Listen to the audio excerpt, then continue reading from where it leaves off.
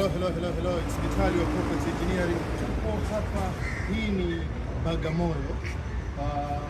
Wanaita katika kampuni inaitwa Fema Peak Projects. Tumekuja kurekebisha mizani. Naita platform skulls. Hii ni guiding na hii mizani ilikuwa design hii kama mizani ambapo inapima mpaka tani 2. Ilikuwa haiko katika hali nzuri. Tumerekebisha mitatu leo hii. Karibu jioni. Huu ni moja ya mzani, mimi na kilo 95 na ukisoma pale unasoma almost kilo 95 na maana 0.5.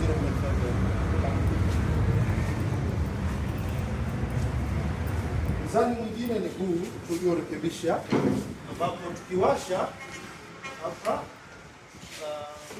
scale yetu inasoma, inawaka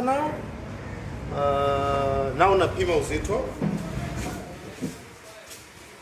kilo 95 ile pale, mzani unasoma kilo 95 uzito wangu.